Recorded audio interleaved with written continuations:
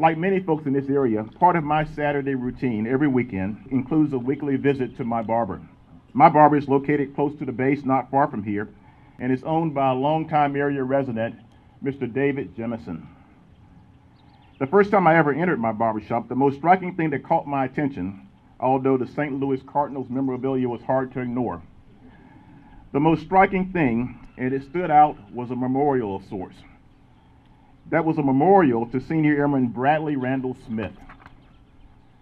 Many folks here may remember Senior Airman Bradley Smith, who grew up about 11 miles from here in Troy, Illinois. Brad was killed in action in Afghanistan while on patrol on the 3rd of January 2010.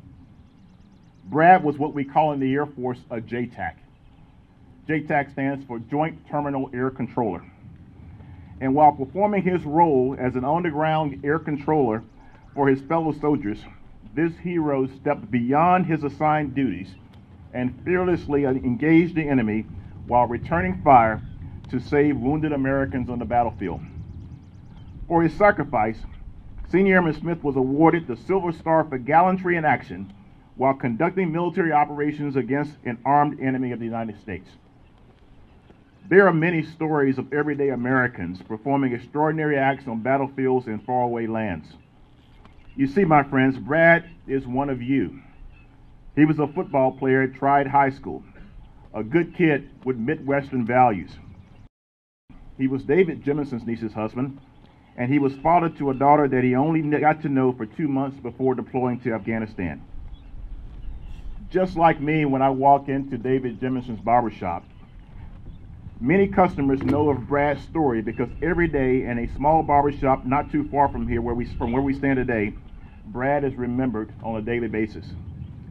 His memory and his legacy force us to reflect and renew.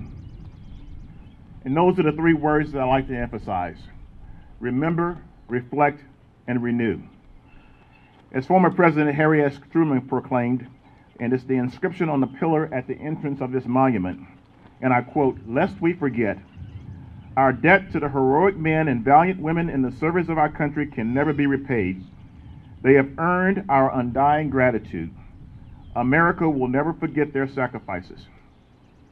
Let us use this opportunity to remember, but also to propel reflection, both individually and collectively as a community.